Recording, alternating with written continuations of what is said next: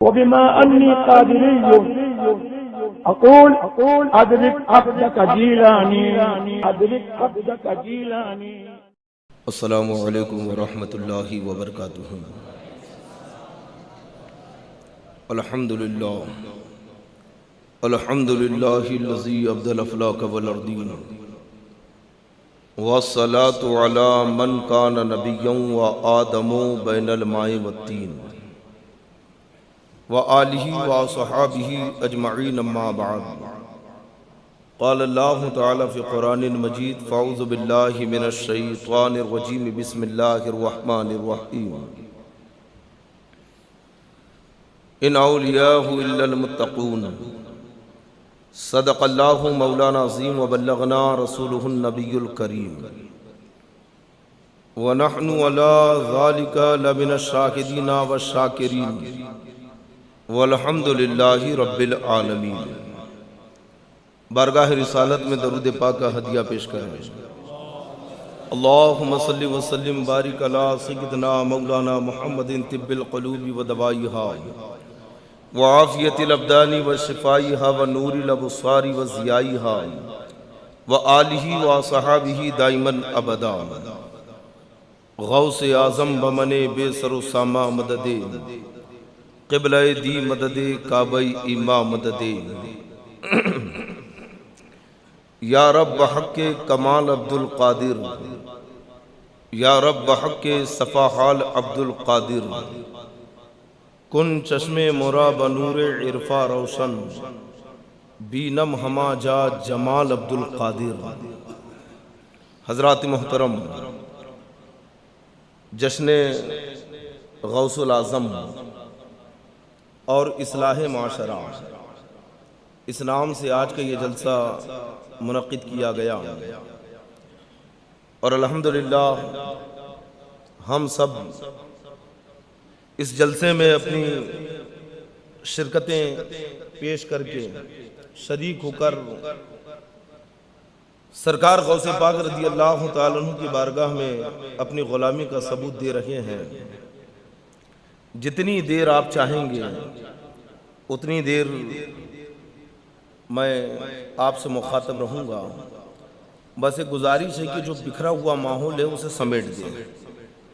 یہ جو پھیل کے بیٹھے ہیں، اور میں تو سمجھتا ہوں کہ ابھی وہ وقت نہیں آیا نوجوانوں کے لیے کہ دیوار کی ضرورت پڑے. اٹھ کر آپ کھڑے ہو کر یہاں پہ آئے. پیچھے والے بھی جو ہیں، جو بزرگ ہیں وہ بیٹھے رہے وہیں پہ، لیکن نوجوان پورے اٹھ کے قریب آ جائیں. تھوڑا اور آپ لوگ بھی سمٹ کے یہاں پہ تھوڑا اور قریب آئیے. کچھ نوجوان وہ کرسی کے پیچھے شاید چھپ کے بیٹھے ہیں.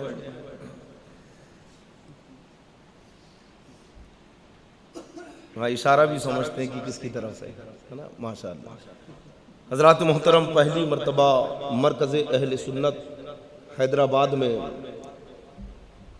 اس فقیر کی آمد ہو رکھی ہے، اور یہ میرا نصیبہ ہے کہ دیار حضور شہباز دکن میں حاضر ہوا. رب تبارک و تعالی ہم سب کو سرکار حضور شہباز دکن علیہ رحمت رضوان کے فیضان سے مستفیض فرمائے. یہ اتنی عالی شان مسجد، یہ مدرسے کی عمارتیں، یہ جو آپ دیکھ رکھے ہیں، یہ صرف مدرسہ نکی ہیں، بلکہ یہ شہباز کا بسیرا ہے. شہباز کسے کہتے جانتے ہیں؟ باز جانتے ہیں؟ باز ایک پرندہ ہے، اور باز وہ پرندہ ہے کہ زمین پر نہیں بیٹھتا. ہوا باز کی عادت ہے پہاڑ پہ بیٹھتا ہے، اور پہاڑ پہ بھی ایسا نہیں، چوٹی پہ بیٹھتا ہے، اور درختوں کی شاخ پہ نہیں بیٹھتا ہے. باز جو ہوتا ہے نا، وہ جو درخت کی سب سے اونچی ہے نا، سب سے اونچی جو شاخ ہوتی ہے اس کے اوپر بیٹھتا ہے. اور جب بجلیاں کڑکتی ہے نا تو ہٹتا نہیں ہے، بلکہ بجلی سے کہتا ہے کہ کسی اور کو ڈرانا. یہ باز کی بات ہے. لیکن بات میں شہباز کی کر رہا ہوں. شہباز بڑا باز. عام باز بجلی کی کڑک سے نہیں ڈرتا تو شہباز کا عالم کیا ہوگا؟ شہباز بڑے باز کو کہتے ہیں. اور جہاں پہ شہباز کا بسیرا ہوتا ہے نا، جہاں اس کا بسیرا اس کے ٹھہرنے کی جگہ ہے، پہاڑوں میں اپنا بسیرا بناتا ہے شہباز. زمین پر گھونسلے نہیں بناتا ہے، پہاڑوں کے اوپر.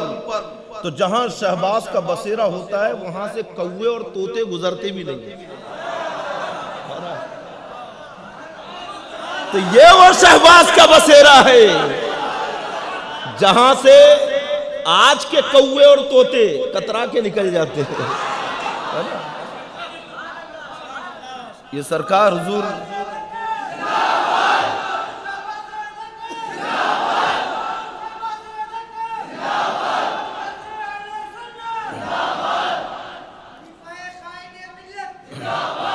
اس شہباز کے آشیانے کے پاس سے چھوٹے موٹے پرندے تو گزرتے بھی نہیں. تو بتائیے کہ اس شہباز کے بسیرے کے پاس سے یہ گزر سکتے ہیں؟ دور سے کترا کے نکل جاتے ہیں. وہ شہباز دکن کی ذات ہے. اور الحمدللہ ہمیں تو یہ شرف حاصل ہے کہ ہم اپنی دوران طالب علمی سے حضور شہباز دکن کے بیانات سنتے چلے آ رکھے ہیں. شہر ناگپور میں بارہا آپ کی آمد ہوئی ہے. رب تبارک و تعالی شہباز دکن کی مرقد پر رحمتوں کی بارش کا نزول فرمائیں. آپ کی تعلیمات پہ ہم سب کو عمل کی توفیق عطا فرمائیں. عنوان ہے جشن غوث اعظم اور اصلاح معاشرہ. تو سرکار غوث پاک رضی اللہ تعالیٰ عنہ کی زندگی کو سامنے رکھتے ہوئے اصلاح معاشرہ کی کوشش کی جائے گی انشاءاللہ. آپ سماعت کے لیے تیار ہیں؟ سرکار مفتی اعظم ہند بارگاہ غوثیت میں خراج عقیدت پیش کرتے ہوئے فرماتے ہیں کرم سے کیا رہنما رہزنوں کو، ہے نا، کرم سے کیا رہنما رہزنوں کو، ادھر بھی نگاہ کرم غوث اعظم، ادھر بھی نگاہیں جو ڈوبی تھی کشتی وہ دم میں نکالی. اور وہ بھی 12 سال پرانی. جو ڈوبی تھی کشتی وہ دم میں نکالی، تجھے ایسی قدرت ملی غوث اعظم. دم نزا آؤ کہ دم آئے دم میں. نزا کہتے ہیں آخری وقت کو، جب آدمی کی روح نکلنے والی ہے، مرنے والا ہے، اس کیفیت کو نزا کا عالم کہتے ہیں.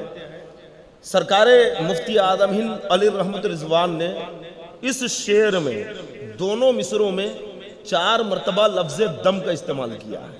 کتنی مرتبہ؟ اور چاروں دم کے معنی الگ ہیں. دم نزا آؤ کہ دم آئے دم میں، کرو ہم پہ یاسین دم غوث اعظم. کرو ہم پہ یاسین. جب آدمی کے نزا کا عالم ہو، مرنے والا ہے، دنیا چھوڑنے والا ہے، تو اس کے ساتھ اس وقت کیا سلوک کیا جاتا ہے؟ کیا کریں گے آپ اس کے ساتھ؟ گھر میں والد کا انتقال ہو رہا ہے، رشتہ دار ہے ان کا انتقال ہو رہا ہے. اکثر مسلمان نہیں جانتے. جب وہ مر چکا ہوتا ہے تو اس کے بعد فون لگا کر حضرت علامہ مفتی یوسف رضا صاحب سے پوچھ رہے ہیں کہ حضرت ابا کا انتقال ہو گیا، پیر کدھر کرنا ہے؟ مرنے کے بعد سوال کرتے ہیں کہ نہیں؟ ابا کا انتقال ہو گیا، اب انہیں لٹانا کیسے ہے؟ جبکہ یہ مسائل تو آپ کو اس وقت پوچھنا تھا جب ان کے حلق میں جان باقی تھی، جب ان کے بدن میں روح موجود تھی. جب کسی کا انتقال ہو تو فقہ فرماتے ہیں کہ اسے داہنی کروٹ لیٹا دے، چہرہ کعبے کی طرف. اور اگر ایسا لیٹانے میں دشواری ہو رکھی ہے، میت کو، مرنے والے کو تکلیف ہو رکھی ہے، یا آپ کا گھر ایسا نہیں ہے کہ کعبے شریف کی طرف کروٹ لیٹا سکتے ہیں، تو اس صورت میں آپ اسے کعبے شریف کی طرف پیر کر کے لیٹا دیں. اس کے پیر کعبے شریف کی طرف ہو جائے اور اس کے سر کے نیچے تکیہ وغیرہ رکھ دیں تاکہ چہرہ کدھر ہو جائے؟ قبلے کی طرف. ہے نا, چہرہ اونچا ہو جائے, مقصد چہرہ کرنا ہے. اور پھر مرنے والے کے قریب کھڑے ہو کر تلقین کرے. تلقین کا مطلب یہ ہے کہ وہاں پہ کھڑے ہو کر کلمہ طیبہ پڑھے, لا الہ الا اللہ محمد رسول اللہ, یا کلمہ شہادت پڑھے. مرنے والے سے نہ کہے کہ تو بھی پڑھ, کیونکہ اسے تکلیف ہوتی ہے. حدیث پاک میں ہے مرنے والے کو ایسی تکلیف ہوتی ہے کہ فرشتے اسے جکڑ کے رکھتے ہیں. اگر وہ جکڑ کے نہ رکھیں تو مرنے والا تمہارے پیچھے مارنے کے لیے دوڑ پڑے. ایسی تکلیف, فرشتے اسے بالکل جکڑ کے رکھ دیتے ہیں. تو ہو سکتا ہے کہ کہیں تکلیف کی وجہ سے زبان سے یہ نہ کہہ دے کہ نہیں پڑھتا, اس لیے مرنے والے سے نہ کہے کہ تو پڑھ, بلکہ اس کے قریب کھڑے ہو کر آپ کلمہ پڑھتے رہیں. اور جب آپ کا سن کر مرنے والا بھی کلمہ پڑھ لے تو خاموش ہو جائے. ہاں اگر وہ کوئی دنیاوی باتیں کر لے تو پھر کلمہ پڑھ لے, کہ مرنے والے کے آخری جملے اللہ کی وحدانیت کے جملے ہونے چاہیے, کلمہ طیبہ ہونا چاہیے, ہے نا. اور حدیث پاک میں ہے کہ مرنے والے کے قریب کھڑے ہو کر سورہ رعد کی تلاوت کی جائے, کہ جب سورہ رعد شریف پڑھا جاتا ہے تو موت کی سختی کم ہو جاتی ہے. اور سورہ یاسین شریف پڑھا جائے, کہ جب سورہ یاسین شریف پڑھا جاتا ہے تو مرنے والا سکون سے اس دنیا سے جاتا ہے. کیونکہ جب کوئی میڈیسین کام نہیں آتی ہے تب یاسین کام آتا ہے. رہنا ہے تو رہ جائے گا اور جانا ہے تو اطمینان سے چلا جائے گا. یعنی یاسین شریف پڑھو آر یا پار, اور دونوں صورتوں میں فائدہ اس کا. سورہ رعد کی تلاوت کی جائے, سورہ یاسین شریف پڑھا جائے. وقت نزا مرنے والے کے ساتھ ہمیں یہ کام کرنا ہے. ہو سکتا ہے کسی نوجوان کو یہ مسئلہ معلوم ہو, یا کسی نے یہ تقریر سن لی اپنے دوستوں کو بتا دی, گھر میں مسئلہ بیان کر دیا, کسی کا انتقال ہو رہا ہے, ماں نے کہا بیٹے سے کہ جا تیرے ابا کا انتقال ہو رہا ہے, جلدی سے مسجد کے امام صاحب کو بلا کر لا کہ ابا کو سورہ یاسین سنا دے. آیا نوجوان مسجد میں, امام صاحب کو تلاش کر رہا ہے, ڈھونڈ رہا ہے, لیکن امام صاحب مسجد میں موجود نہیں. گھر گیا, گھر پہ موجود نہیں. فون آتا ہے جلدی لا, ابا کی سانسیں اکھڑ رکھی ہے. امام صاحب نہیں مل رہے ہیں تو مؤذن صاحب سے کام چل جائے گا, لیکن لے کر آ کہ ابا کو سورہ یاسین سنانا. مؤذن صاحب کو تلاش کرنے کے بعد, تلاش VCR کے بعد ہاتھ لگے, جب گھر کی دہلیز پر لے کے پہنچا تو اندر سے رونے کی آواز آ رہی ہے, اندر سے چیخو پکار کی آواز آ رہی ہے. جب گھر میں داخل ہوا تو پتا چلا کہ ابا کا انتقال ہو چکا ہے. بڑے میاں دنیا سے چلے گئے, نہ سورہ یاسین سن پائے, نہ سورہ رعد شریف کی تلاوت سن سکے, نہ ہی انہیں کوئی تلقین کرنے والا تھا. کہ آج ہم تلقین کے مسئلے نہیں جانتے. ہم نے نوجوان کو پکڑا اور کہا کہ نوجوان, آخر تو نے اپنے باپ کو سورہ یاسین کیوں نہ سنایا؟ یہ وہ ہے جس نے تیری پرورش کے لیے نہ جانے کتنی تکلیفیں اٹھائیں, تجھے پڑھایا لکھایا, اس قابل بنایا کہ تو اپنے پیروں پہ کھڑا ہو گیا. جس باپ نے تیرے لیے اتنی بڑی بلڈنگ بنا کے چھوڑی, جس باپ نے تیرے لیے بینک بیلنس چھوڑا, جس باپ نے تیرے لیے اتنا سرمایہ چھوڑا, تو اپنے اسی باپ کو سورہ یاسین بھی نہ سنا سکا. لڑکے کے دل میں غیرت پیدا ہوئی, شرم سے سر جھکا لیا, آنکھوں سے آنسو بہ رہے ہیں. کہتا ہے کہ یقیناً بات بالکل درست ہے کہ میں اس قابل بھی نہیں کہ اپنے باپ کو سورہ یاسین نہ ہو, سورہ فاتحہ ہی سنا دیتا, آیت الکرسی ہی سنا دیتا, سورہ اخلاص ہی سنا دیتا. یقیناً میں نے اپنے باپ کا کیا حق ادا کیا, جس باپ نے میری ترقی اور کامیابی کے لیے اپنی زندگی کو داؤ پہ لگا دیا, آج اسی باپ کو میں قرآن نہ سنا سکا. افسوس, لڑکا افسوس کر رہا ہے, لیکن سر اٹھا کر کہتا ہے کہ جناب اس میں 100% غلطی صرف ہماری نہ کی ہے, بلکہ ہمارے مرنے والے باپ کی بھی ہے, غلطی ہماری ماں کی بھی ہے. میں نے کہا کہ سورہ یاسین تو اپنے باپ کو نہ سنا پایا اور غلطی باپ کی بتا رہا ہے، آخر تیرے باپ کی غلطی کیا ہے؟ تو نوجوان لڑکا کہتا ہے کہ ہمارے والد نے ہمیں مہنگی مہنگی اسکولوں میں پڑھایا، ہمارے باپ نے ہمیں مہنگے مہنگے ٹیوشن کلاسز میں پڑھنے کے لیے بھیجا، ہماری تعلیم کے لیے لاکھوں روپیہ خرچ کیا، مہنگے سے مہنگے اسکول میں ہمیں تعلیم دلایا، لیکن 5 روپیے کا قاعدہ دے کر کسی عالم کے پاس مدرسہ پڑھنے کے لیے نہیں بھیجا، ہمیں ایک قاعدہ دلا کر کسی مدرسے میں ہمارا داخلہ نہیں کرایا۔ اگر ہمیں ہمارا باپ مدرسے میں بھیجا ہوتا، اگر ہمارے والد ہمیں علماء کے پاس بیٹھائے ہوتے تو آج ہم بھی اپنے باپ کو سورہ یاسین سناتے، آج ہم بھی اپنے باپ کے سامنے قرآن کی تلاوت کرتے، ہمارا باپ یوں ہی دنیا سے نہیں چلا جاتا بلکہ ہماری زبانی سورہ یاسین سنتے ہوئے جاتا، قرآن کی تلاوت سنتے ہوئے جاتا۔ معاملہ پورا ذہن نشین ہو گیا کہ یقیناً کوتاہی ماں باپ کی ہے، غلطی ماں باپ کی ہے کہ بچوں کی تعلیم کے لیے کتنا خرچ کر رکھے ہیں، کیسے کیسے اسکولوں میں تعلیم دلا رکھے ہیں، بڑی بڑی یونیورسٹی میں انہیں پڑھا رکھے ہیں، دنیا کی بڑی بڑی ڈگریاں دلا رکھے ہیں۔ اگر نہیں پڑھایا تو قرآن نہیں پڑھایا، اگر نہیں پڑھایا ہے تو دینی تعلیم سے یہ انہیں قریب نہیں کیا ہے، دینی تعلیم سے اولاد کو آراستہ نہیں کیا ہے۔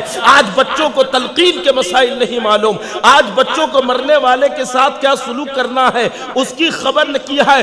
یقیناً یہ بہت افسوس کی بات ہے۔ میں کہتا ہوں اے مرنے والے، یقیناً غلطی تیری ہے۔ اگر آج تو اپنے بچے کو مدرسہ بھیجا ہوتا تو یہ دن دیکھنے نہیں پڑتے، تو بھی دنیا سے سورہ یاسین سنتے ہوئے جاتا۔ بات آپ کے ذہن نشین ہو گئی ہوگی تو سورہ یاسین سننا چاہتے نا؟ سننا چاہتی کہ نہیں؟ ارے اتنا دھیرے کیوں بول رہے ہیں؟ کل ہی تھوڑی کوئی سنائے گا۔ ڈر تو ایسا رہے کہ یار کل ہی نہ کوئی آگے سنا ہے۔ مرنا نہیں ہے، مرنا ہے کہ نہیں؟ تو سورہ یاسین سننا ہے نا، اپنی اولاد کو مدرسے میں بھیجو، اپنے بچوں کو پڑھاؤ، اور جو خود پڑھا ہوا نہیں ہے وہ بھی علم حاصل کرے۔ تقریر کا ایسا اثر نوجوانوں پر ہوا کہ کسی نے کھڑے ہو کر کہا کہ میں تو اپنی مسجد کے امام صاحب سے سورہ یاسین سنوں گا۔ اولاد کو وصیت کر دی کہ جب میرا انتقال ہو تو امام صاحب سے کہنا کہ مجھے سورہ یاسین سنائیں۔ کسی کی خواہش یہ ہے کہ شہر کے بڑے مفتی مجھے سورہ یاسین سنائیں، کسی کی خواہش یہ ہے کہ مرتے وقت میں فلاں قاری صاحب سے سورہ یاسین سننا چاہوں گا، کوئی اپنے شہر کے عالم سے سورہ یاسین سننا چاہتا ہے مرتے وقت، کوئی شہر کے بڑے مفتی سے سننا چاہتا ہے، کوئی بڑے قاری سے سننا چاہتا ہے، کوئی مسجد کے امام سے سننا چاہتا ہے، کوئی اپنی اولاد سے سننا چاہتا ہے۔ لیکن سرکار مفتی اعظم ہند رحمت اللہ علیہ کی خواہش کیا ہے؟ دم نزع آؤ کہ دم آئے دم میں، کرو ہم پہ یاسین دم غوث اعظم۔ سرکار مفتی اعظم ہند کی خواہش کیا ہے؟ غوث پاک آپ ہے نا، کرو ہم پہ یاسین دم غوث اعظم۔ یہ دل ہے، جگر ہے، یہ آنکھیں، یہ سر ہے، یہ دل ہے، جگر ہے، یہ آنکھیں، یہ سر ہے، جہاں چاہو رکھو قدم غوث اعظم، جہاں چاہو رکھو قدم غوث اعظم۔ بات سرکار غوث اعظم کی ہے۔ میں گفتگو تھوڑا شروع سے اور تھوڑا آگے سے اپنی شروع کرنا چاہتا ہوں کہ ایک نوجوان جس کے تقوی کا جواب نہ کی ہے، جس کی پرہیزگاری کا جواب نہ کی ہے، شدت بھوک سے مغلوب ہو کر دریا کے کنارے چلا جا رہا ہے، سوچ رہا ہے کہ کوئی حلال چیز مل جائے تو اٹھا کے کھا لوں۔ کیا دیکھتا ہے کہ ایک سیب بہتا ہوا ہے، اس سیب کو اٹھایا اور بے اختیاری میں، بھوک تو شدت کی تھی، کئی دنوں سے بھوکے تھے، تقوی ایسا کہ کسی کے سامنے ہاتھ نہیں پھیلا سکتے، پرہیزگار ایسے کہ کوئی بھی چیز کھا نہیں سکتے، لیکن یہاں پہ بھوک نے ایسا مجبور کیا کہ بے اختیار بہتا ہوا سیب اٹھایا اور اسے کھا لیا۔ کھانے کے بعد جب تھوڑا سا سکون ملا تو اب غور کرتے ہیں کہ نہ جانے یہ سیب کس کا ہے، نہ جانے یہ سیب کس کا تھا، اور میں نے بغیر اجازت کے یہ سیب کھا لیا۔ اس کے مالک کو تلاش کرنا چاہیے۔ آپ تلاش کرتے ہوئے دریا کے کنارے چلے، کیونکہ بہتا ہوا دریا میں آیا تو سامنے ایک باغیچہ نظر آیا جس کی شاخیں دریا کے اوپر جھولی ہوئی تھی، اور اس شاخ میں بڑے بڑے پکے سیب لٹک رہے تھے۔ دل نے گواہی دیا کہ ہو نہ ہو اسی باغ کا وہ سیب ہے۔ باغ کا دروازہ تلاش کیا، اندر گئے، باغ کے مالک کو جب ڈھونڈا تو ایک ضعیف بزرگ نورانی صورت والے سامنے تشریف لائے۔ وہ نوجوان کہتے ہیں کہ یہ باغ آپ کا ہے؟ کہاں میرا ہے۔ کہا میں آپ سے معافی چاہتا ہوں۔ کس بات کی معافی؟ کہا آپ کے باغ کا ایک سیب دریا میں بہتا ہوا آیا، میں نے اسے بے اختیاری میں کھا لیا، کئی دنوں سے بھوکا تھا، میں چاہتا ہوں کہ میری اس خطا کو آپ معاف کر دیں کہ آپ کا سیب بغیر اجازت کے کھا لیا۔ یہ مسئلہ شریعہ ہے، اور یہاں پر اگر کوئی چیز ہے نا، مفتی صاحب قبلہ بیٹھے ہیں، کوئی چیز اگر نیچے پڑی ہوئی ملے تو لقطے کے حکم ہے نا، اس کا حکم یہ ہے کہ اس کے مالک تک وہ چیز پہنچا دیں۔ پیسے ملے، سامان ملا، موبائل ملا، تو حکم یہ کہ اس کے مالک تک پہنچا دیں۔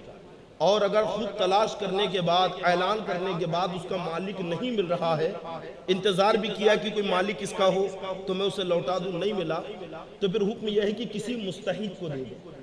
کوئی مستحق اگر ہے، ضرورت مند دے دیں، اور اگر خود ہی ضرورت مند ہے تو رکھ لیں۔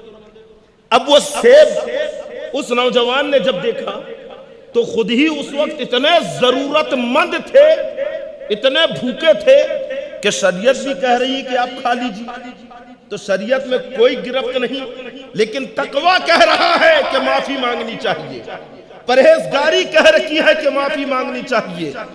وہ بزرگ سے کہتے ہیں کہ مجھے معاف کر دے، میں نے آپ کے باغیچے کا سیب بغیر اجازت کے کھا لیا ہے۔ تو وہ اللہ والے تھے، باطن تک ان کی نگاہ پہنچتی تھی۔ وہ کہتے ہیں کہ معاف تو کر دوں گا، لیکن میری کچھ شرطیں ہیں۔ کہ حضور جو شرط آپ لگائیں ساری شرطوں پہ عمل، لیکن میرے اس قصور کو معاف کر دیں، میری اس خطا کو معاف کر دیں۔ تو وہ کہتے ہیں کہ تمہیں میرے باغیچے کی خدمت کرنی پڑے گی، باغیچے میں کام کرنا پڑے گا بلا معاوضہ، کوئی پیمنٹ نہیں، کوئی مزدوری نہیں، جب تک میں چاہوں گا تب تک کام کرنا ہے۔ دوسری شرط کیا ہے اس کے بعد بتاؤں گا۔ تو نوجوان اس باغیچے میں دنوں رات کام کرنے لگا۔ باغیچے میں بڑی محنت ہوتی، بڑا کام ہوتا ہے۔ دن میں باغیچے میں کام کر رہے ہیں، نماز کے وقت نماز پڑھ رہے ہیں، رات کے وقت قرآن کی تلاوت کر رکھے ہیں، رات کے وقت اٹھ کر سجدے کر رکھے ہیں، نوافل پڑھ رکھے ہیں، ایک عرصے تک آپ وہاں پہ کام کرتے ہیں۔ ایک دن وہ بزرگ کہتے ہیں کہ میری یہ شرط تو پوری ہوئی، دوسری شرط یہ ہے کہ تمہیں میری بیٹی سے نکاح کرنا ہے۔ تو کہا حضور جیسی آپ کی مرضی، لیکن کہا کہ سنو، جو میری بیٹی ہے وہ آنکھوں سے اندھی ہے، کانوں سے بہری ہے، زبان سے گونگی ہے، ہاتھوں سے لونجی ہے، پیروں سے لنگڑی ہے۔ آپ بتائیے اس وقت اس نوجوان کے ذہن میں تصور کیا آیا ہوگا؟ کیونکہ لڑکی کی تو دیکھا نہیں، تصور تو یہی آیا ہوگا کہ یقیناً آنکھوں سے اندھی ہے، تصور کسی اندھی لڑکی کا آیا ہوگا، تصور کسی لونجی لڑکی کا آیا ہوگا، تصور کسی لنگڑی لڑکی کا آیا ہوگا، لیکن انہوں نے انکار نہیں کیا۔ اپنی خطا کی معافی کے لیے اس شرط کو بھی قبول کر لیا۔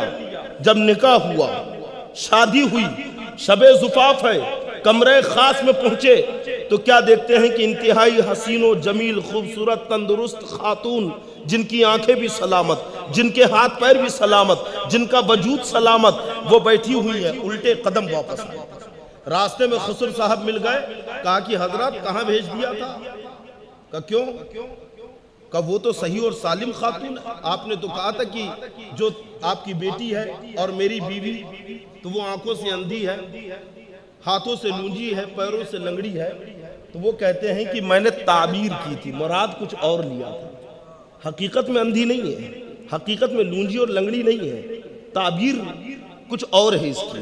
اب نوجوانوں خود بتاؤ کہ جس وقت ان کے سامنے رشتہ پیش کیا گیا، لڑکی کو اندھا بتایا گیا، لڑکی کو گونگا بتایا گیا، لڑکی کو معذور بتایا گیا، نوجوان نے جو تصور اور امیجنگ اپنے ذہن میں لائی ہوگی ایک معذور لڑکی کی، لیکن اس کے بعد بھی وہ نوجوان اس خاتون سے نکاح کر رہا ہے، تو یہ نکاح خواہشات نفسانی کے لیے نہ کی ہے، یہ نکاح جوانی کے جوش کو ٹھنڈا کرنے کے لیے نہ کی ہے، بلکہ یہ نکاح اپنی خطا کی معافی کرا کر اللہ کی رضا کے لیے ہے، رب کو راضی کرنے کے لیے ہے۔ یہ اس نوجوان کا تقویٰ ہے، یہ اس نوجوان کی پرہیزگاری ہے۔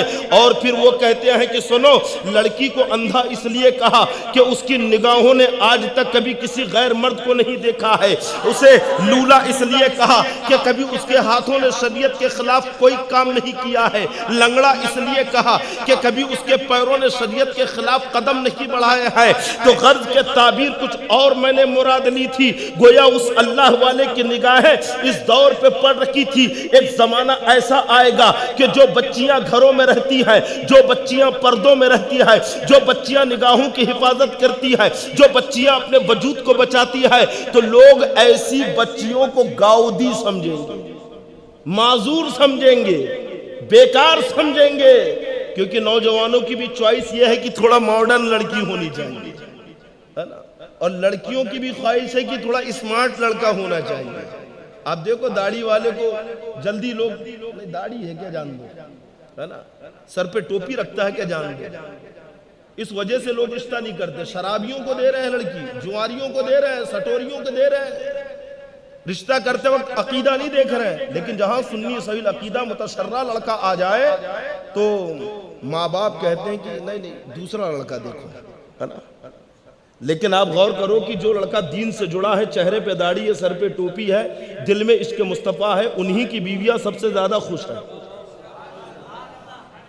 انہی کی بیویاں عیش و آرام سے زندگی گزار رہی ہے۔ اور جو ماڈرن کے چکر میں گیا، اسمارٹ کے چکر میں گیا، انہی کی عورتیں جا کے گھروں میں بیٹھ رہی ہیں، رو رہی ہیں، پریشان ہے۔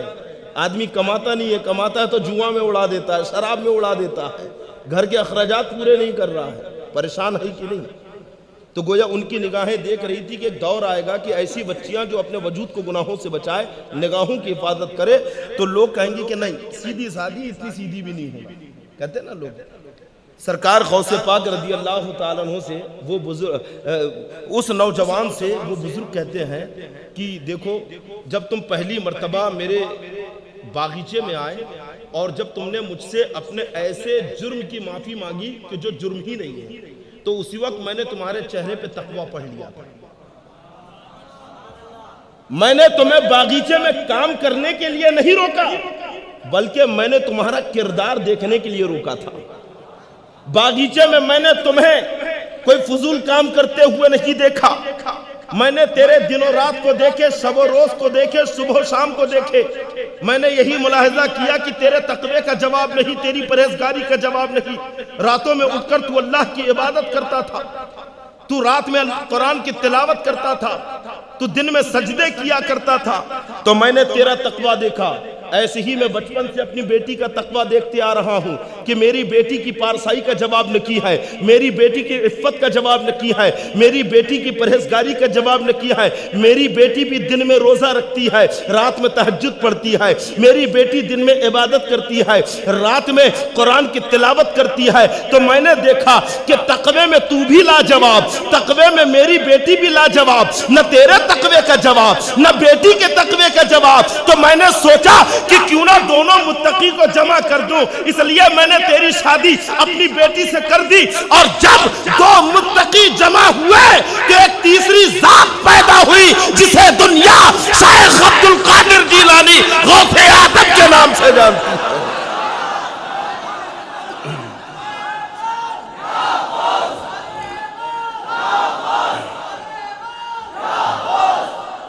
سرکار غوث پاک رضی اللہ تعالیٰ عنہ کا تقوی وراثت میں ملا ہے۔ آپ کے اندر والد کا بھی تقوی ہے، والدہ کا بھی تقوی ہے۔ سرکار غوث پاک کے تقوی اس لیے تو جب دنیا میں آئے، رمضان شریف کا مہینہ ہے، دن میں دودھ نہیں پی رہے، پورے شہر میں مشہور ہو گیا کہ ایک بچہ ایسا پیدا ہوا ہے جیلان میں کہ جو دن میں دودھ نہیں پیتا ہے۔ تجربہ لوگوں نے خود ملاحظہ کیا، خود دیکھا کہ دن میں دودھ پلایا جائے لیکن نہیں پی رہے ہیں۔ 29ویں چاند کی ہے نا جو شہادت یہ پہنچی نہیں، مشکوک ہو گیا، مطلب ابر آلود تھا، آسمان غبار آلود تھا، لوگ پریشان، کہیں سے شہادت بھی نہیں آئی۔ دوسرا دن آ گیا تو وقت کے مفتیوں نے، علماء نے کہا کہ چلو اس بچے کی والدہ سے پوچھے کہ بچے نے آج دودھ پیا ہے یا نہیں پیا۔ اس دور کے بڑے بڑے علماء مفتیان اکرام آ گئے، کہا آپ کے بیٹے نے دودھ پیا ہے؟ تو کہا نہیں پیا، تو حکم لگا دیا کہ آج کا روزہ ہے۔ نہ کہیں سے شہادت ملی تھی اور تصدیق اور سرکار غوث پاک سے ہو گئی۔ تو سرکار غوث پاک کا تقوی اس لیے لاجواب ہے کہ آپ کے والد بھی متقی، والدہ بھی تقوی میں لاجواب۔ سرکار غوث پاک کا تقوی، ارے ماں باپ جب اتنے متقی ہو تو بیٹا کیسا ہوگا؟ بتانا مقصود یہی ہے کہ اولاد کے اوپر ماں باپ کا اثر ہوتا ہے، اولاد کے اندر جو ہے نا اثر، اور جو خصلتیں آتی ہیں ماں باپ سے آتی ہیں، اور یہ خصلتیں اچھی ہوں یا بری ہوں ملتی ماں باپ کی طرف سے۔ اولاد کو اچھی عادتیں اور اچھی خصلتیں بھی ماں باپ سے ملتی ہیں، اور بری عادتیں، بری خصلتیں بھی ملتی ہیں۔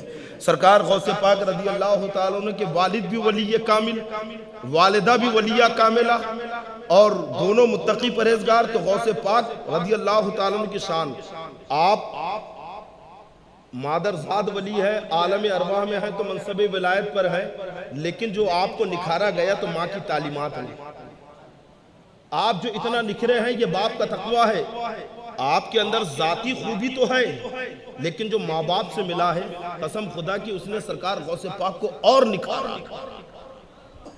جب آپ کی بسم اللہ خوانی ہوئی تو آپ استاذ کے سامنے حروف تہجی نہیں پڑھ رہے ہیں۔ استاذ تو چاہتے ہیں کہ الف با تا سا پڑھے، لیکن سرکار غوث پاک 15ویں پارے کی تلاوت کر رہے ہیں۔ استاذ بھی پریشان کہ اتنی کم عمر اور 15واں پارہ کا پورا یاد ہے، کہ اس کے پہلے جتنے ہے سب پورے یاد ہیں، کہ کیسے یاد ہوئے؟ تو کہا کہ جب میں اپنی ماں کے پیٹ میں تھا تو یہ میری ماں ان پاروں کی حافظہ تھی، تو پڑھتی تھی میں سن لیا کرتا تھا، تو جب میں شکم مادر میں تھا وہیں پہ آدھا حافظ ہو گیا تھا۔ آج دنیا اس کو تسلیم کر رہی ہے۔ میں نے ایک آرٹیکل پڑھا تھا، ہمارے ایک دوست نے مجھے بتایا کہ یہودیوں کے یہاں اسرائیل میں ہے نا، اسرائیل جو ہے نا اسٹیٹ جو ہے جہاں پہ یہودی ہے، ان کے یہاں پہ یہ ہے کہ جب بچہ عورت حمل سے ہوتی ہے نا تو اس عورت کو دوسری عورتوں سے الگ رکھا جاتا ہے۔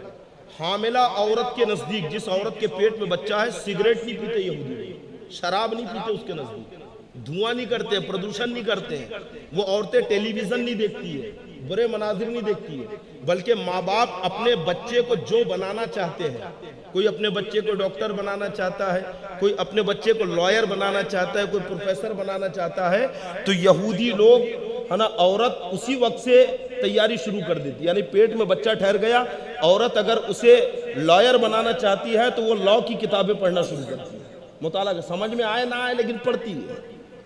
کوئی ڈاکٹر بنانا چاہتا ہے تو وہ ڈاکٹری کی جو ہے بس اسی کا مطالعہ کرتی ہے۔ کوئی اگر اپنے بچے کو اکاؤنٹنٹ یا سی اے بنانا چاہتا ہے تو وہ حساب کتاب کرتا ہے، کیونکہ ان کا بھی نظریہ یہ ہے کہ بچہ جب ماں کے پیٹ میں ہوتا ہے اسی وقت سے وہ اثر لینا شروع کر دیتا ہے، تربیت اسی وقت سے کی جاتی ہے۔ اور جب بچہ پیدا ہوتا ہے تو یہودی اپنے بچوں کی تربیت ایسی کرتے ہیں کہ جب وہ اسکول میں داخلہ لیتا ہے، KG1 میں جاتا ہے، تو ہمارے یہاں جو بچہ 6ویں کلاس میں پڑھتا ہے، یعنی KG1 سے لے کر 6ویں تک جتنا بچے نے پڑھا ہے، یہودیوں کے بچے اتنا گھر سے ہی پڑھ کے جاتے ہیں۔ KG1 میں ان کا بچہ ایڈمیشن لیتا ہے تو اتنا پڑھ چکا ہوتا ہے جتنا ہمارے یہاں کے 6ویں کلاس کا بچہ۔ آپ خود اندازہ لگائیں۔ تو انہوں نے بھی ایکسپٹ کیا۔ ہم کہتے ہیں یہودیوں تمہیں کہاں سے پتا چلا؟ تو وہ بھی کہتے ہیں کہ یہ تھیوری تو سرکار غوث پاک نے بتائی ہے، شکم مادر میں ہے، اور آپ حافظ قرآن ہو گئے۔ ماں کا اثر اولاد پہ آیا کہ نہیں؟ ایک مرتبہ سرکار غوث پاک رضی اللہ تعالیٰ عنہ دروازے کے اوپر کھڑے ہیں، 5 یا 6 سال کی آپ کی عمر ہے، ایک گزرنے والا گزرا اور گزرتے ہوئے کہا السلام علیکم۔ کس سے کہا؟ سرکار غوث پاک سے، گزرنے والے نے۔ آپ نے کیا ہے کہ کبھی کسی 6 سال کے بچے کو السلام علیکم؟ شرم آتی ہے ہمیں، ہے نا؟ لیکن یہ اس دور کا رواج تھا، وہ شرماتے نہیں تھے شریعت پہ عمل کرنے سے۔ کہ السلام علیکم. سرکار غوث پاک رضی اللہ تعالیٰ عنہ کہتے ہیں وعلیکم السلام وعلیکم السلام. 2 بار کہا. وہ گزرنے والا وہیں پہ رک گیا اور رک کر 6 سال کی عمر ہے. کہتا ہے کہ بیٹا میں نے سلام 1 بار کیا, تم نے جواب 2 بار کیوں دیا؟ میں کہتا ہوں اے گزرنے والے, بچہ سمجھ کے ٹال دیتا, گزر جاتا, بچہ ہے. ارے آپ ایک بچے کو سلام کرو السلام علیکم, وہ 10 بار کہتے وعلیکم السلام وعلیکم السلام, آپ پوچھیں گے کیوں کہا؟ ہنس کے گزر جائیں گے, گزریں گے کہ نہیں؟ بچہ ہے, دیکھو کتنا پیارا بچہ ہے, 10 بار سلام کا جواب دے, گزر جائیں گے آپ. بچے کی بات کے اوپر میں آپ اتنا ٹینشن نہیں لیں گے. ہم نے کہا نوجوان تجھے بھی گزر جانا تھا, بچے کی بات کا اتنا کیا ٹینشن کہ سلام 1 بار کیا تو جواب 2 بار کیوں دے رہے ہو؟ تو گزرنے والا بھی کہتا ہے کہ کوئی اور بچہ ہوتا تو گزر جاتا, لیکن یہ وہ بچہ ہے کہ جس کے تقوی کا چرچا بچپن سے سنتے آ رہا ہوں, جو رمضان کے مہینے میں دن میں دودھ نہیں پیتا تھا, تو ایسے کیسے گزر جاؤں جب تک کہ وجہ نہ پوچھ لوں گا. کہتا ہے بیٹا 1 بار سلام کیا, جواب 2 بار کیوں دیا؟ تو سرکار غوث پاک رضی اللہ تعالیٰ نے فرماتے کہ یاد کرو آج سے کچھ سال پہلے تم یہاں سے گزرے تھے, میری والدہ گھر کے اندر تھی, تمہیں احساس ہوا کہ گھر میں کوئی ہے تو تم نے وہاں اس دن گزرتے ہوئے سلام کر دیا تھا. تو اس دن میں اپنی والدہ کے پیٹ کے اندر تھا, اپنی والدہ کے شکم میں تھا. اگر اس دن جواب دے دیتا تو میری ماں کو گھبراہٹ اور وحشت ہوتی. تو اے گزرنے والے, اے سلام کرنے والے, آج میں نے 2 مرتبہ جواب دے کر اس دن کے سلام کا بھی قرض ادا کر دیا ہے. ایک جواب آج کے سلام کا, ایک جواب اس دن کے سلام کا. یہ سرکار غوث پاک کی شان ہے کہ شکم مادر میں ہے, ماں کے پیٹ میں ہے, آواز بھی پہچان رکھے ہیں اور صورت بھی پہچان رہے ہیں کہ اسی نے سلام کیا تھا. جب غوث پاک کی شان یہ ہے تو مصطفیٰ جان رحمت کی شان کا عالم کیا ہوگا؟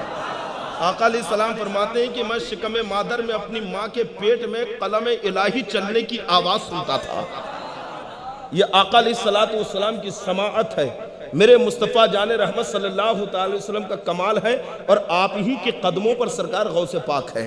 تو اثر اچھا ہو یا برا ہو اولاد کے اندر ضرور آتا ہے. اگر اولاد کو سدھارنا چاہتے ہو تو پہلے خود سدھرو, اولاد کو نمازی بنانا چاہتے ہو تو پہلے خود نمازی بنو, اولاد کو پرہیزگار بنانا چاہتے ہو تو پہلے خود پرہیزگار بنو, اولاد کو گناہوں سے دور رکھنا چاہتے ہو تو تم گناہ کرنا چھوڑ دو.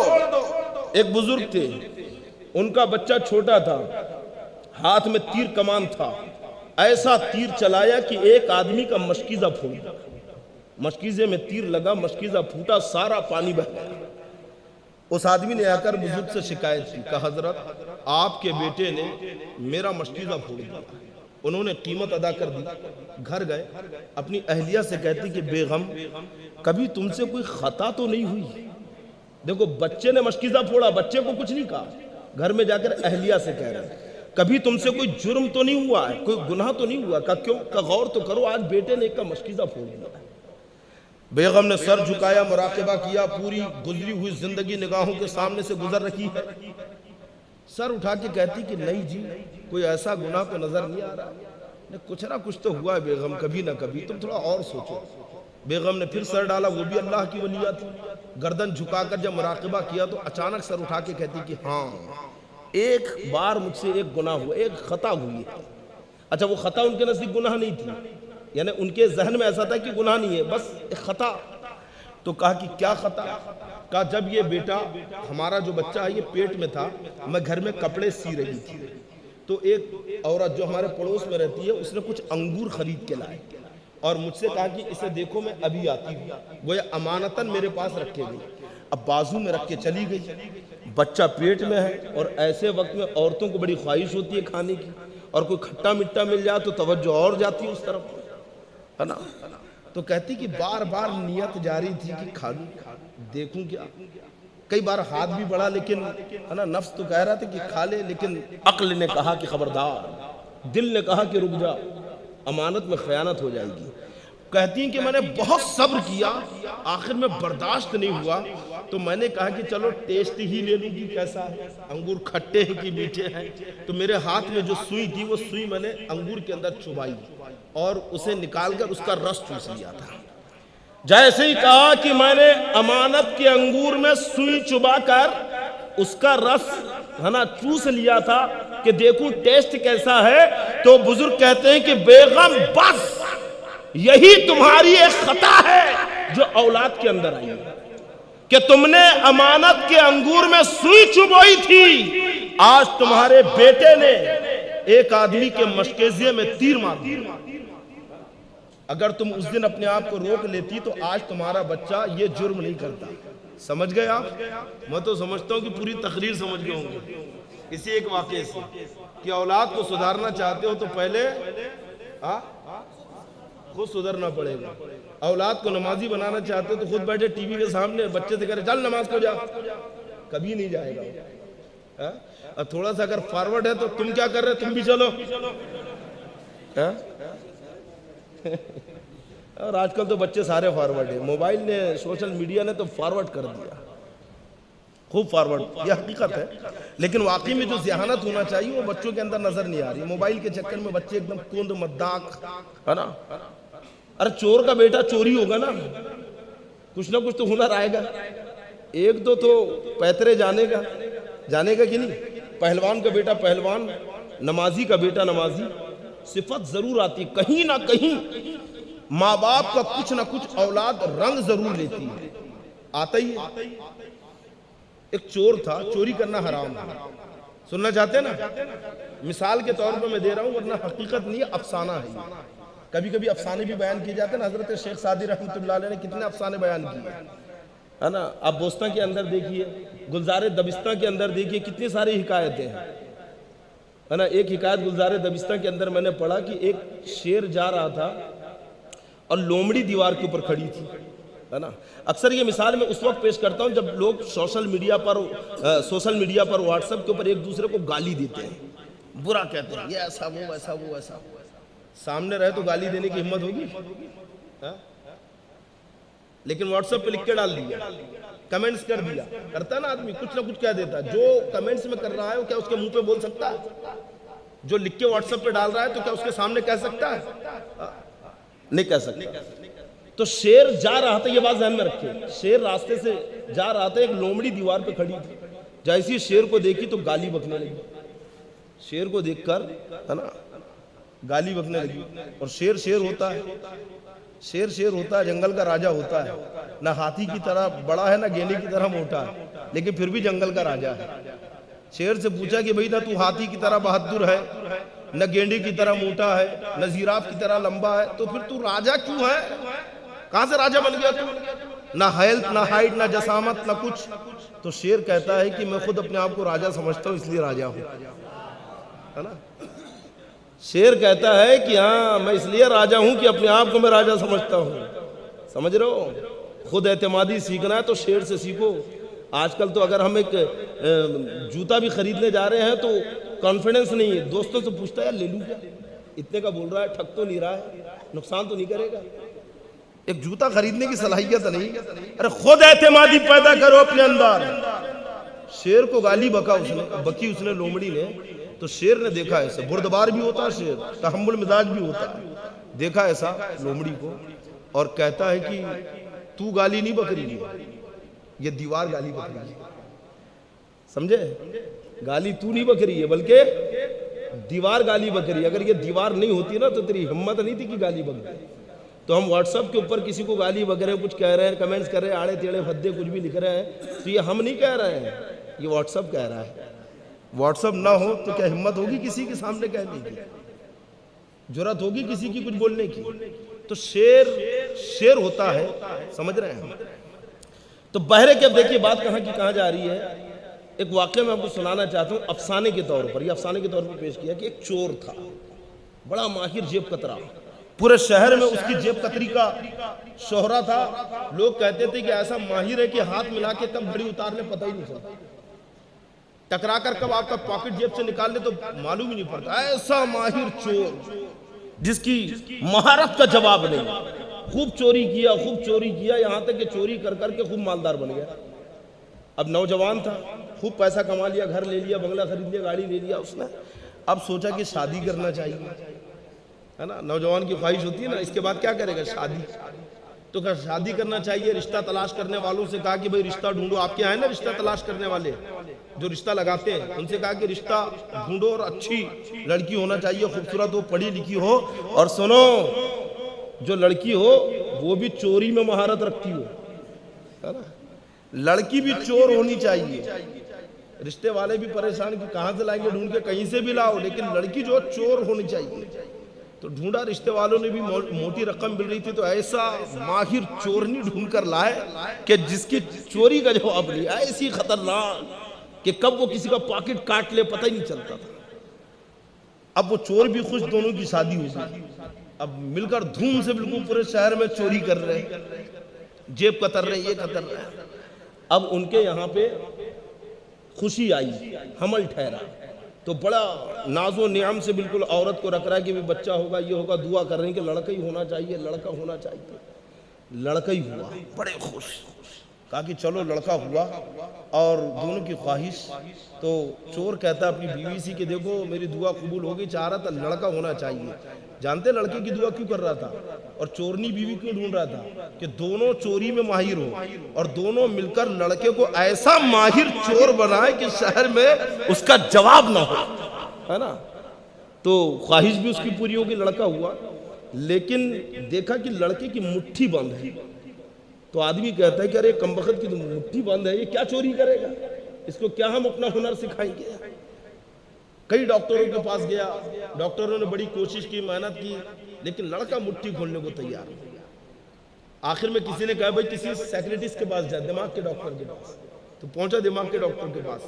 جانے کے بعد کہتا دیکھیے ڈاکٹر صاحب, یہ میرا بیٹا ہے, میں اور میری بیوی دونوں چور ہیں, اور ہماری خواہش یہ تھی کہ لڑکا پیدا ہو, دعا قبول ہوئی, لڑکا ہوا, اور ہم یہ چاہتے ہیں کہ ہم دونوں مل کر اپنا ہنر بیٹے کو دے دیں, اور بیٹے کو ماہر چور بنا دے. لیکن اس کمبخت کی تو مٹھی بند ہے, یہ کیا چوری کرے گا یہ. اب آپ اس کی مٹھی کھولیے کیونکہ ہم اس کو اپنا ہنر دینا چاہتے ہیں. تو ڈاکٹر نے پورا معاملہ سمجھ گیا کہ چوروں کی خاندان دکھ رہی ہے.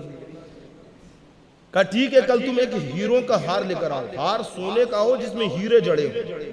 تو چور تھا, کس بات کی کمی, بہترین ہار بنوایا, ڈاکٹر کے پاس لے کے پہنچا. ڈاکٹر نے بچے کو لٹایا, لٹانے کے بعد وہ ہار لیا اور بچے کے چہرے کے سامنے گھمایا. جیسے ہی گھمایا تو کھولا نہ مٹھی اور پکڑا نہ ہار. سب دیکھ کے دنگ, حیرت میں پڑ گئے. اتنا سا چھٹاک بھر کا, 2 دن ہوئے ابھی پیدا ہو کر, دیکھو کیسا لپک رہا ہے ہار کے اوپر. لیکن لوگ اس بات سے حیرت میں نہیں پڑے کہ اتنے سے بچے نے مٹھی کھول کر ہار پکڑ لیا, بلکہ لوگوں کی حیرت اس لیے بڑھی کہ لڑکے نے جیسے ہی مٹھی کھولا تو اس کے ہاتھ سے ایک انگوٹھی گری, اور یہ انگوٹھی اس ڈاکٹر کی تھی جس نے ڈیلیوری کرائی. سمجھ رہے ہیں؟ تو ماں باپ کا اثر اولاد کے اوپر ضرور آتا ہے. چور کا بیٹا چوری بنے گا, اور پیدا ہوا کمبخت تو دیکھو چوری کرتا ہوا پیدا ہوا. اس لیے نیک بنو, نمازی رہو گے, اولاد نمازی ہوگی. سچے سنی بن کے رہو, اولاد سچی سنی صحیح عقیدہ ہوں گی. برائیوں سے دور رہو تو اولاد بھی برائیوں سے دور رہے گی. یہی اصلاح معاشرہ اور آج کے اس جلسے کا مشن ہے کہ آپ اپنے آپ کو سنوارو. ابھی کتنا پیارا درس شہزادہ سرکار حضور شہباز دکن حضرت علامہ سہیل رضا صاحب نے آپ کو دیا ہے کہ انانیت سے بچو, تقوی پیدا کرو اپنے اندر, غرور اور گھمنڈ سے دور رہو, اور شادی بیاہ میں زیادہ خوب نہ لٹاؤ, ہے نا, خوب خرچ نہ کرو. کچھ نوجوان سوچ رہے یار یہ بھی اب پڑ گئے, شادی کے پیچھے پڑ گئے آج سب, کرنا کہ نہیں کرنا سوچ تو نہیں رہے آپ. کرو, سنت پہ ادا کرو, لیکن فضول خرچی سے بچو. اپنے آپ کو متقی بناؤ, پرہیزگار بناؤ, اور اسلام کے اوپر عمل کرتے ہوئے شادی بیاہ دیگر جتنے بھی رسومات ہیں یہ سارے کام کرو. کیونکہ سرکار غوث پاک رضی اللہ تعالیٰ نے یہی مشن تو لے کر آئے ہیں. سرکار غوث پاک رضی اللہ تعالیٰ عنہ کی یہی تعلیمات ہے، آپ لوگوں کو سوارنے کے لیے آئے، نگاہ غوثیت نے نہ جانے کتنوں کو سوارا ہے، ایک قیمتی مہنگا جبہ آپ نے زیب تن کیا۔ سرکار غوث پاک بڑے مہنگے کپڑے پہنتے تھے، آج اگر کوئی امام پہن لے تو لوگ کہتے ہیں بہت پیسہ آ رہا ہے مولانا کے پاس، لیکن سرکار غوث پاک اتنا قیمتی اتنا مہنگا کہ بڑے سے بڑے رئیس کو نصیب نہیں ہوتا تھا۔ اس زمانے میں اس رینج کا کپڑا بادشاہ پہنتا تھا اور سرکار غوث پاک پہنتے تھے، اتنا مہنگا جبہ اور کپڑا۔ کسی نے پوچھا کہ حضور آپ اتنے مہنگے کپڑے پہنتے ہیں؟ تو سرکار غوث پاک فرماتے خود نہیں پہنتا ہوں، میرا رب پہناتا ہے۔ ورنہ یہی سرکار غوث اعظم ہے، فرماتے 40 سال تک میں بغداد کے گرد و نواح میں جنگلوں میں ایسا پھرتا رہا کہ نہ میں کسی کو جانتا تھا نہ کوئی مجھے جانتا تھا۔ سرکار غوث پاک فرماتے لوگ مجھے دیکھتے تو دیوانہ کہتے تھے، مجنون کہتے تھے، یہ عبد القادر مجنون ہے۔ آپ فرماتے غوث پاک فرماتے کہ میں بھوکا رہا ہوں، درختوں کے پتے کھائے ہیں، کئی فاقے کیے ہیں، عبد القادر کو یہ مقام اتنی آسانی سے نہیں ملا ہے۔ غوث پاک فرماتے میں نے بڑے مجاہدے کیے، محنتیں کی ہیں۔ ایک مرتبہ ایک خاتون نے اپنے بچے کو سرکار غوث پاک کی بارگاہ میں چھوڑ دیا، کہا حضور تربیت فرمائیں۔ کچھ دنوں کے بعد آ کے کیا دیکھتی ہے کہ لڑکا سوکھ کر کاٹا ہو گیا اور باہر دہلیز کے اوپر بیٹھ کر سوکھی روٹی پانی میں ڈبو کر کھا رہا ہے۔ ماں تھی تڑپ گئی بچے کی حالت دیکھ کر کہ دیکھو بیٹا کیسا حالت چھوڑ دیا، اور سوکھی روٹی کھا رہا ہے۔ اندر گئی، کھانے کا وقت تھا، دوپہر کا ٹائم تھا، اتفاق کہ سرکار غوث پاک بھی کھانا تناول کر رہا اور سامنے دسترخوان پہ بھنی ہوئی مرغی رکھی، بھنا ہوا مرغا تناول کر رہے۔ اب تو عورت ہے نا، لیکن بارگاہ غوثیت تھی، ادب بھی ملحوظ، لیکن عورت ہوتی ہے، اور پھر ماں، ایک تو عورت اوپر سے ماں، اور پھر بچے کو اس حال میں دیکھی تڑپ گئی، کہتی حضور کیا بچے کو اس لیے چھوڑا تھا کہ وہ سوکھی روٹی کھائے اور آپ مرغ و مسلم تناول کریں؟ سرکار غوث پاک بھی جانتے عورت ہے، اگر دلائل دوں گا سمجھے گی نہیں، اسے باتوں سے سمجھاؤں گا تو مانے گی نہیں، کیونکہ عورت کبھی ہار نہیں مانتی۔ شوہر سے لڑائی ہو جائے ایک نہیں 1000 مرتبہ معافی مانگ لیں گی، اجی جان دو جی معاف کرو، جان دو جی معاف کرو۔ شوہر کہے گا چل ٹھیک ہے ختم کر، لیکن جب اٹھے گی نا تو اٹھتے اٹھتے ضرور یہ کہے گی اگر آپ ایسا نہیں بولتے نا تو میں بھی نہیں کرتی۔ اور زیادہ ہی اگر جھمک جائے، زیادہ ہی بھڑ جائے بالکل، تو عورت بھی تیش میں کہتی میں جھوٹ کہہ رہی ہوں، میں جھوٹ کہہ رہی ہوں۔ ارے آپ جھوٹ کہہ رہے ہیں، اگر میں جھوٹ کہہ رہی ہوں تو بیوہ ہو جاؤں، آپ جھوٹ کہہ رہے تو آپ مر جائیں۔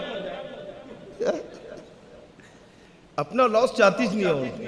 غوث پاک کہتے ہیں کہ یہ زبانی دلائل دوں گا تو نہیں مانیں گی، کہوں گا کہ نہیں بات ایسی ہے ویسی کیا سمجھے گی؟ غوث پاک نے کوئی جواب نہیں دیا، مرغی کی ہڈیوں کو جمع کیا اور اس کے اوپر دستے ولایت رکھا اور اللہ جانے کیا پڑھ کے دم کیا۔ جیسے ہی دم کیا ہے تو زندہ مرغا کھڑا ہو گیا، ہڈیوں میں جان آ گئی، مرغا کھڑا ہو گیا۔ سرکار غوث پاک نے صرف ایک جملہ کہا، اے خاتون جس دن تیرا بیٹا اس مقام پر پہنچ جائے گا وہ بھی یہی کھائے گا۔ ابھی اسے آنے تو دے اس مقام پر، اور تو کیا سوچتی ہے کہ عبد القادر کو یہ مقام اتنی آسانی سے مل گیا؟ نہیں، بلکہ عبد القادر نے جنگلوں میں اپنی جوانی گزاری ہے، عبد القادر نے صحراؤں میں اپنی جوانی گزاری ہے۔ جس زمانے میں جوان عیاشی کی زندگی گزارا کرتے تھے، نوجوان عیاشی کی نیند سویا کرتے تھے، عبد القادر جنگلوں میں رات کی تنہائی میں اپنے رب کو یاد کیا کرتا تھا۔ عبد القادر بھوکا رہا ہے، پیاسا رہا ہے، تب کہیں جا کے یہ مقام عبد القادر کو ملا ہے۔ سرکار غوث پاک اس خاتون کو بتا رکھے ہیں، اور یقیناً سرکار غوث پاک نے بڑے بڑے مجاہدے کیے ہیں۔ ایک مرتبہ تو ایسا مجاہدہ کہ نہ کچھ کھا رہے ہیں نہ کچھ پی رہے ہیں، قسم اٹھا لی کہ جب تک میرا رب کھلائے گا نہیں تو کھاؤں گا نہیں، اور جب تک میرا رب پلائے گا نہیں تو پیوں گا نہیں۔ یہ غوث پاک نے قسم اٹھا لی اور ایک برج میں بیٹھ گئے، کئی دن گزر گئے، نہ کچھ کھایا نہ پیا۔ رب کی رحمت پکار کے کہتی ہے، اے عبد القادر تجھے میری رحمت کی قسم کھا، اے عبد القادر تجھے میری رحمت کی قسم پی۔ اعلیٰ حضرت فرماتے ہیں قسم دے دے کے کھلاتا ہے پلاتا ہے تجھے، پیارا اللہ تیرا چاہنے والا تیرا۔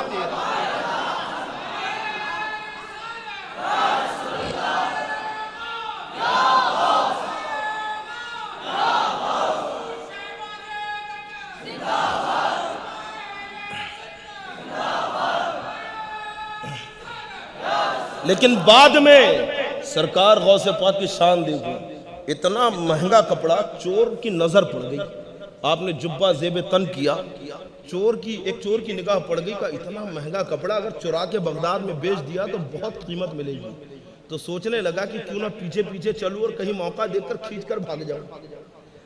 اب پیچھے چلا، سرکار غوث پاک بھی چل رہے، چور سوچ رہا ہے کہ کوئی ایسے راستے پہ چلے کہ جہاں اگر جبہ لے کر بھاگوں تو کوئی پکڑنے والا نہ ہو۔ اتفاق ایسا کہ سرکار غوث پاک ایک ویران راستے پہ چلے، چور بھی خوش، چلو دل کی ہو گئی، نہ آگے سے کوئی ہے نہ پیچھے سے کوئی کہ پکڑ لے، پورا راستہ سنسان، جبہ چرانے کی نیت سے آگے بڑھا، دل میں تو یہی ہے کہ جبہ لوں گا اور بھاگ کھڑا ہوں گا اور لیا کر بغداد کے بازار میں بیچ دوں گا۔ چرانے کی نیت سے جیسے ہی پیچھے سے دامن پکڑا، جیسے ہی جبہ تھاما کہ بس کھینچ کے بھاگوں، ادھر چور کا دامن پکڑنا تھا کہ ادھر سرکار غوث پاک نے اپنے دونوں ہاتھوں کو بلند کر دیا اور عرض کرتے ہیں کہ مولا، اس چور نے عبد القادر کا دامن تھام لیا ہے، اب قیامت تک اس کے ہاتھ سے یہ دامن نہ چھوٹے۔ جیسے ہی آپ نے دعا کی ہے، چور کی دل کی دنیا بدل گئی، آنکھوں سے آنسو ٹپکنے لگے، اب دامن چھوڑا، قدموں کو تھام لیا، کہ حضور خطا معاف، جرم معاف، ایک نگاہ غوثیت اٹھی ہے، وقت کا قطب بنا دیا۔ یہ سرکار غوث پاک رضی اللہ تعالیٰ عنہ کی شان ہے کہ جسے جس نگاہ سے نواز دے، ایک نگاہ تو آپ کی کافی ہے، اور الحمدللہ ہم بھی تو ایک نگاہ کا سوال لے کے بیٹھے ہیں، تیری ایک نگاہ کا سوال ہے نا، ایک نگاہ اگر غوث پاک کی اڑ گئی، ارے ہم جیسے گناہگار، جماعت اولیاء، اولیاء کاملین، غوث پاک جماعت اولیاء سے کیا کہہ رہے ہیں؟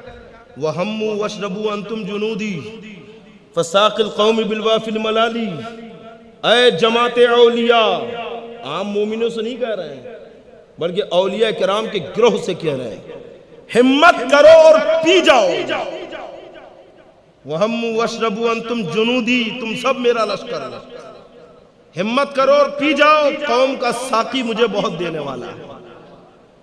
اور پھر کیا کہتے ہیں؟ شربتم فضلتی من بعد سکری ولا نلتم علوی مقام واتصالی، تم سب نے میری بچی ہوئی پی لیکن میرے مقام کو کوئی نہ پہنچ سکا، تم سب نے میری بچی ہوئی پی، غوث پاک کہتے ہیں لیکن میرے مقام کو کوئی پہنچ نہ سکا، مقامکم الاولا جمع ولیکن مقامی فوقکم ما زال عالی، تم سب کا مقام بہت بلند ہے، مقامکم الاولا، اولا جمع، تم سب کا مقام بہت اونچا ہے، لیکن سنو تم سب سے اونچا میرا مقام ہے۔ یہ غوث پاک کی شان ہے، خود فرما رہے ہیں۔ اچھا غوث پاک کہہ رہے ہیں کہ ہمت کرو اور پی جاؤ، شریف تم فضلتی، تم سب نے میری بچی ہوئی پی، تو غوث پاک پلاتے کیا ہے؟ پلاتے کیا ہے کہ تم سب نے میری بچی ہوئی پی، میرے مقام کو نہ پہنچ سکے؟ سرکار غوث پاک رضی اللہ تعالیٰ عنہ کے ایک مرید اور خلیفہ ہیں جن کا نام ہے حضرت منور شاہ قادری رحمت اللہ علیہ۔ کیا نام ہے؟ اور ان کا مزار ہے الہ آباد میں، الہ آباد اتر پردیش یوپی میں ان کا مزار ہے۔ یہ سرکار غوث پاک کے مرید اور خلیفہ ہے، الہ آباد ہمت گنج میں آپ کا مزار ہے، اور الحمدللہ میں نے 2 بار وہاں پہ حاضری دی، اس علاقے میں گیا، اور جب بھی اس طرف جاتا ہوں تو سب سے پہلے میں یہ کہتا ہوں کہ پہلے حضرت کی بارگاہ میں چلنا ہے۔ ان کی عمر 658 سال کی ہوئی ہے، کتنی؟ ہاں، جس وقت 58 سال کی عمر تھی یہ سرکار غوث پاک کی خدمت میں رہتے تھے، وضو کراتے تھے، آپ کو پانی دیتے تھے، تو وضو کرا رکھے ہیں، وضو کراتے کراتے 58 سال کی عمر ہے اس وقت، کہتے کہ حضور میں نے سنا ہے آب حیات کے بارے میں، آب حیات ہوتا ہے کیا؟ اور ہوتا ہے تو کیسا ہوتا ہے؟ غوث پاک سے آب حیات کی کیفیت پوچھ رہے کہ حضور کیا آب حیات ہوتا ہے؟ اور ہوتا ہے تو کیسا ہوتا ہے؟ تو سرکار غوث پاک بھی اس وقت جوش میں تھے، ہے نا، ولایت کا دریا جوش مار رہا تھا۔ کہتے ہیں کہ اے منور، اس وقت میرے پاس 600 سال کا آب حیات پیے گا؟ 600 سال کا آب حیات پیے گا؟ کہ حضور بالکل، تو وضو کا بچا ہوا پانی دے دیا، کہ پی۔ حضرت منور شاہ قادری نے وہ پانی پی لیا، اور جب پیا ہے تو 600 سال آپ کی عمر بڑھ گئی۔ 658 سال آپ کی عمر ہوئی ہے اور الہ آباد میں آپ کا مدار ہے. یہ سرکار غوث پاک رضی اللہ تعالیٰ عنہ کی شان ہے. اچھا ایک واقعہ اور اسی ضمن میں سماعت کریں. بڑا مشہور واقعہ آپ نے سنا ہوگا. سرکار غوث پاک دریا کے کنارے جا رکھے ہیں. ایک خاتون وہاں پہ آئی, رو رہی ہے, بڑی عورت ہے. غوث پاک کہتے ہیں کہ کیوں رو رہی ہے؟ تو کہا کہ حضور اسی دریا کے اندر میں اپنے بیٹے کی شادی سے ہم آ رہے تھے, کشتی ڈوب گئی, دلہن دلہا باراتی سب ڈوب گئے, بس میں ہی کنارے باہر آ گئی. 12 سال ہو گئے. کتنے؟ اور 12 سال میں جو ڈوبے تھے پتہ نہیں ان کا کیا ہوا ہوگا. جن جانوروں نے کھایا ان کا بھی پتہ نہیں. دریا کے اندر 12 سال ہو گئے جب سے یہی افسوس کرتی ہوں اور آ کے روتی ہوں. سرکار غوث پاک کہتے فکر نہ کر, ہاتھ اٹھایا دعا کر, اور دعا کی تو 12 سال پرانی ڈوبی ہوئی کشتی جتنے باراتیوں کو لے کے ڈوبی تھی سب کو لے کے باہر آ گئی. تو اس بارات کے جو دلہا تھے وہ سرکار غوث پاک رضی اللہ تعالیٰ عنہ کے مرید ہو گئے, اور سرکار غوث پاک کے خلیفہ بھی ہیں. تو ایک مرتبہ سرکار غوث پاک وضو کرا رہے تھے, اس وقت بھی دریائے ولایت جوش میں تھا. تو کہتے ہیں ان کا نام ہے سید کبیر. کیا نام ہے؟ سید کبیر رحمت اللہ علیہ. کہا کہ کبیر پی لے. تو سرکار غوث پاک وضو کر رہے ہیں اور جو غسالہ جو پانی کا دھوون ہے اسے ہاتھ میں حضرت سید کبیر رحمت اللہ علیہ سے لے رہے اور پیتے جا رہے. کب پی؟ ایک چلو پیا تو غوث پاک کہتے ہیں کہ 100 سال عمر بڑھ گئی. دوسرا پیا کا اور 100 سال بڑھ گئی. تیسرا پیا اور 100 سال. ایسے 5 چلو پیے. کتنے؟ 5 چلو لے کر پی لیے غوث پاک کے غسالے وضو کے. غوث پاک نے کہا کہ جب 500 سال تیری عمر بڑھ گئی. آج بھی ان کا مزار پاک مغربی پاکستان میں موجود ہے اور وہ سید کبیر دریا دلہا رحمت اللہ علیہ کے نام سے مشہور ہے. سید کبیر دریا دلہا رحمت اللہ علیہ مغربی پاکستان میں ان کا مزار ہے. 500 سال. پتہ نہیں وہ پہلے کتنی زندگی گزار چکے تھے, اور 12 سال تو آرام سے دریا میں رہے, اور اس کے بعد 500 سال اور زندہ رہے. یہ سرکار غوث پاک کی قدرت. ارے سرکار غوث پاک کی شان. ایک عورت آئی روتی کا حضور بچہ دریا میں ڈوب کے مر گیا, دعا کریں آپ اللہ اسے زندہ نکال دے باہر. غوث پاک نے دعا کی. ایک بار دعا کی, 2 بار دعا کی, یا 3 بار دعا کی, یا ایک روایت میں میں نے پڑھا کہ عورت سے کہا کہ تو چلی جا. 3 دن کے بعد میں لڑکا باہر نکلا. سرکار غوث پاک کہتے ہیں کہ اے اللہ تو نے فوراً ہی لڑکے کو کیوں نہ نکالا؟ 3 دن کے بعد نکالا اور مجھے اس عورت کے سامنے رسوا کر دیا. میں رسوا ہو گیا عورت کے سامنے. فوراً نکل جاتا تو بات رہ جاتی. 3 دن کے بعد نکالا تو رب فرماتا ہے کہ اے عبد القادر تو غمزدہ نہ ہو, تیرا دل دکھا ہے, میں اس کے بدلے میں یہ انعام دیتا ہوں کہ تیرے نام میں وہی تاثیر ہے جو میرے نام میں ہے. یعنی جو میرا نام لے گا اور جو ثواب اور برکت اسے ملے گی, اے عبد القادر تیرا نام لینے پر بھی لوگوں کو وہی ثواب اور وہی برکتیں ملیں گی. اندازہ لگائے کہ سرکار غوث پاک کا مقام کتنا اونچا ہے رب کی بارگاہ میں, کہ جو برکتیں رب کا نام لینے پر ہے وہی برکتیں غوث پاک کے نام میں اللہ نے رکھ دیا ہے. سرکار غوث پاک رضی اللہ تعالیٰ عنہ کے کئی بیٹے ہیں. تو آپ کے جو بیٹے ہیں آپ کے خلیفہ بھی ہیں حضرت عبد الرزاق رحمت اللہ علیہ. کیا نام ہے؟ عبد الرزاق. شجرے میں آپ پڑھتے ہیں نا قادری کر قادری رکھ, قادریوں میں اٹھا قدر عبد القادر, قدرت نما کے واسطے, احسن اللہ لہو رزقن سے دے رزق حسن, بندے رزاق تاج الاسفیاء کے واسطے. تو حضرت عبد الرزاق رحمت اللہ علیہ کے 5 بیٹے تھے. کتنے؟ ان کے جو سب سے چھوٹے بیٹے تھے ان کا نام تھا جمال اللہ. کیا نام تھا؟ جمال اللہ. یہ بالکل سرکار غوث پاک کی طرح دکھتے تھے. ہم شبیہ غوث اعظم, بالکل چہرہ مہرہ اٹھنا بیٹھنا بات چیت چھوٹے تھے اور غوث پاک کی طرح تھا بالکل. اور سرکار غوث پاک ان سے بڑی محبت فرماتے تھے, بڑی عقیدت. اور جانتے ہیں شاہ جمال اللہ رحمت اللہ علیہ آج بھی زندہ ہیں, موت نہیں آئی انہیں, آج بھی زندہ ہے. ایک جگہ میں نے پڑھا ہے کہ بستان کے جنگلوں میں, ایک جگہ پڑھا ہے کہ عراق میں ہے.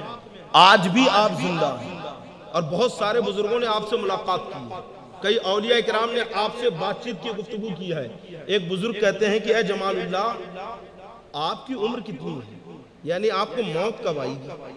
تو حضرت شاہ جمال اللہ کہتے ہیں کہ موت کب آئے گی یہ تو نہیں پتا، لیکن اتنا جانتا ہوں کہ جب تک اپنے دادا کا سلام حضرت عیسیٰ علیہ السلام کو نہیں پہنچا دوں گا تب تک موت نہیں آئے گی.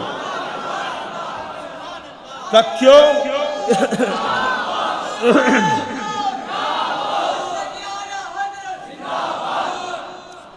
کیوں؟ تو کہا کہ جب میں چھوٹا تھا تو میرے دادا غوث اعظم مجھے گود میں اٹھاتے تھے، میرا لاڑ کرتے تھے، محبت فرماتے تھے، اور اکثر مجھ سے کہتے تھے کہ اے جمال اللہ تو اس وقت تک نہیں مرے گا جب تک کہ میرا سلام عیسیٰ علیہ السلام کو نہیں پہنچا دے گا. شربتم فضلتی من بعد سکری، غوث پاک ایسا جام پلاتے ہیں کہ عمریں طویل ہو جاتی ہیں، ایسا پلاتے ہیں کہ آدمی کو بے خودی میں مست کر دیتے ہیں. سرکار غوث پاک کی شان اور آپ کی شان تو یہ فرماتی کہ نظر تو الی بلاد اللہ کی جمال، میں اللہ کے شہروں کو ایسا دیکھتا ہوں جیسے ہتھیلی میں رائی کا دانہ رکھا ہے. آج ہم یہاں بیٹھ کر سرکار غوث پاک کی شان بیان کر رکھے ہیں، آپ کی محبت کا دم بھر رہے ہیں. قسم خدا کی ہمارا ایقان کہہ رہا ہے کہ غوث پاک وہاں سے ملاحظہ فرما رکھے ہیں، وہاں سے دیکھ رہے ہیں. پوری دنیا پر غوث اعظم کی نظر ہے. ارے تم کیا کھاتے ہو، کیا بچاتے ہو، غوث پاک سب جانتے ہیں. اللہ نے وہ قدرت، وہ طاقت آپ کو عطا فرمائی ہے. ایک مرتبہ سرکار غوث پاک رضی اللہ تعالیٰ عنہ بیان فرما رہے ہیں، واعظ کر رہے ہیں، تقریر خطاب کر رہے ہیں، ممبر کے اوپر جلوہ بار ہے. آپ نے دیکھا ہوگا مسجدوں میں اکثر ممبر دیوار سے لگ کر ہوتا ہے، یہاں پہ بھی دیوار سے چپک کر ہے. دوران تقریر اکثر ایسا ہوتا تھا کہ سرکار غوث پاک رضی اللہ تعالیٰ نے بیان کرتے کرتے ہے نا فرماتی کہ اب ہم قال سے حال کی طرف آ رہے ہیں. جیسے ہی کہتے قال سے حال کی طرف آ رہے ہیں تو لوگ گریبان پھاڑنے لگتے تھے، لوگوں کے امامے گر جاتے تھے، لوگ مست ہو جاتے تھے. کبھی کبھی سرکار غوث پاک تو بیان کرتے ہوئے بلند ہو جاتے تھے اور چلنے لگتے تھے ہوا میں. غوث پاک کی سلطنت اور حکومت، بادشاہت ہے نا، ہوا میں چلنا، پانی پہ چلنا، یہ تو غوث پاک کی عام کرامتوں میں سے. ایک مرتبہ دریائے دجلہ جوش میں آ گیا، خوب افان، پورا بغداد ڈوبنے والا ہے. لوگ بھاگتے ہوئے بارگاہ غوثیت میں آئے، بادشاہ بھی بھاگتے ہوئے آیا کہ حضور دریا جوش مار رہا ہے، دریا دجلہ اگر روکا نہ گیا تو پورا بغداد ڈوب جائے گا. آج تک کوئی حکومت یا آپ نے گورنمنٹ دیکھی ایسا کہ جو پانی کو روکنے کے لیے کچھ کرتا ہو؟ لوگوں سے کہے گا بستی خالی کرو، کہے گا کہ نہیں، محلے خالی کرو، پانی آئے گا، بہ جاؤ گے، ڈوب جائے گا، یہ کہتے نا. لیکن لوگ آئے، بادشاہ وقت آ گیا، حکومتیں آ گئی کہ حضور چلیے، عوام آ گئی، حضور چلیے. غوث پاک نے جبہ پہنا، امامہ سر پہ رکھا، عصا ہاتھ میں لیا اور چلے کا چلو. اور جب پہنچے تو پانی ایسا کہ لوگ قریب جانے کی ہمت نہیں کر رہے، لیکن سرکار غوث پاک پڑ گئے، اور جب پڑے ہیں تو سیدھے پانی کے اوپر قدم رکھ دیا.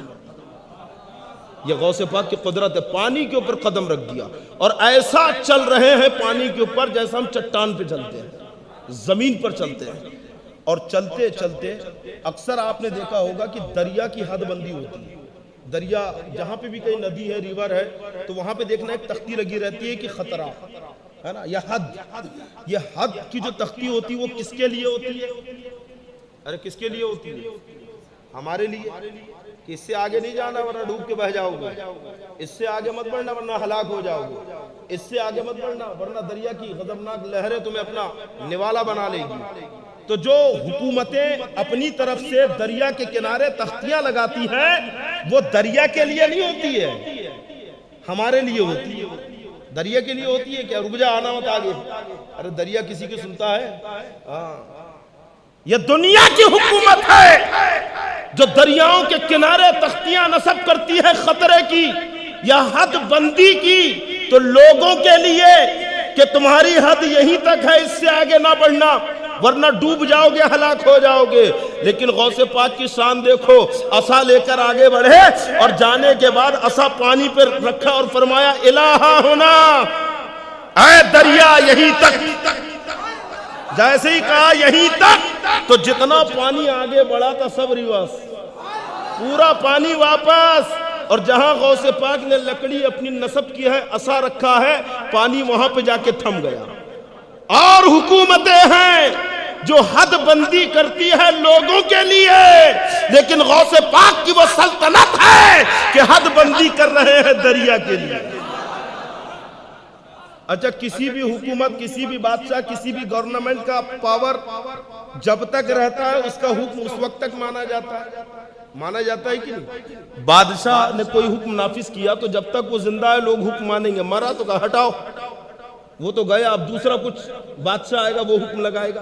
تو یہ دنیاوی سلطنت کا معاملہ ہے کہ ہر کسی کے قانون ہمیشہ زندہ نہیں رہتے، ہے نا، بلکہ جب تک زندہ ہے تب تک لوگ اس کا حکم مانتے ہیں، بادشاہ مرا حکم ختم، ہوتا یہی ہے نا۔ لیکن سرکار غوث پاک نے کہا دریائے دجلہ سے کہ یہیں رک جا، آگے مت بڑھنا، تو دریا وہیں پہ رک گیا۔ تاریخ بتاتی ہے کہ اس وقت سے لے کر آج تک دریائے دجلہ کبھی اس حد سے آگے نہیں بڑھا۔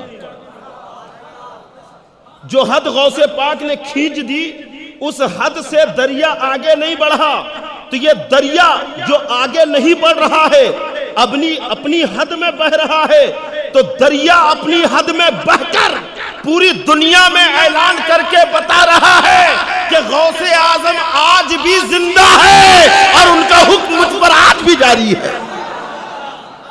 ارے بادشاہ جب تک زندہ ہوتا ہے تب تک حکم جاری ہوتا ہے، دریا آج بھی اپنی حد میں بہ کر بتا رہا ہے کہ غوث پاک زندہ ہے اور ان کا حکم مجھ پر جاری ہے۔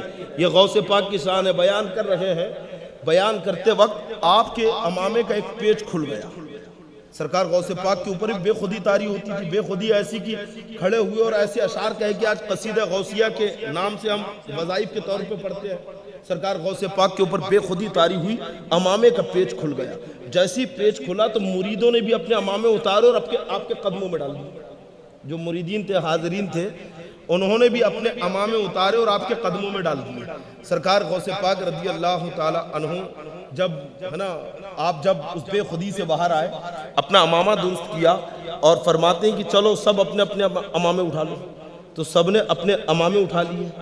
تو امامے تو اٹھا لیے، وہاں پہ ایک دوپٹہ پڑا ہوا تھا، ہے نا، دوپٹہ، جانتے ہیں دوپٹہ؟ ہاں، لڑکے رکھتے ہیں نا، کون رکھتا ہے؟ لڑکیاں رکھتی ہیں۔ تو سب وہی کہہ رہے ہیں کہ یار یہ لڑکی رکھتی ہے، یہاں تو کوئی لڑکی ہے ہی نہیں، آیا کہاں سے یہ؟ اچھا، کسی کی ہمت بھی نہیں کہ پوچھنے کہ حضرت یہاں تو کوئی عورت ہے ہی نہیں، دوپٹہ آیا کہاں سے؟ تو سرکار غوث پاک نے بھی اس دوپٹے کو اٹھایا، اس چندری کو، اوڑھنی کو اٹھایا اور اپنے کاندھے پہ رکھ لیا۔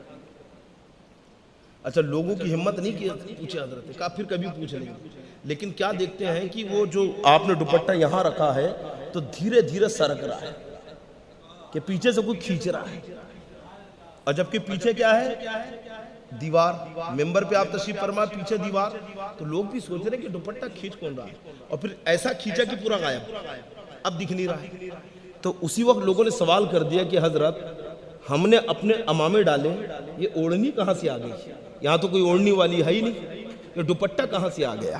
اور پھر آیا تو آیا، اچانک غائب بھی کہاں ہو گیا؟ ہماری نگاہوں کے سامنے غائب۔ تو سرکار غوث پاک فرماتے ہیں کہ جس طرح تم یہاں پر آج میری تقریر سن رہے ہو، تو ایسی ہی دنیا کے کونے کونے میں اولیاء اکرام بھی میری تقریر سن رہے ہیں۔ آپ کے مرید خاص، خلیفہ خاص حضرت علی ابن حیدی رضی اللہ تعالیٰ عنہ فرماتے ہیں کہ جب سرکار غوث پاک تقریر کرنے کے لیے بیٹھتے، واز کہتے تو کہتے الحمدللہ، پھر رک جاتے، اور پھر تھوڑی دیر کے بعد کہتے الحمدللہ رب العالمین، تقریر شروع کرتے۔ تو فرماتے جانتے ہو ایسا کیوں کرتے ہیں؟ سرکار غوث پاک جیسی کہتے الحمدللہ تو آپ کی آواز دنیا کے کونے کونے میں جہاں جہاں پہ اولیاء اکرام ہیں ان تک پہنچتی، اور جیسی الحمدللہ کی آواز سنتے تو سب مؤدب بیٹھ جاتے، سب بالکل اپنی جگہ پر، یہاں تک کہ رجال الغیب جنہیں آنا ہوتا وہاں حاضر ہو جاتے، جنہیں وہاں آنا ہے وہاں آ جاتے، ورنہ سب اپنے مقام پہ ادب سے بیٹھ جاتے۔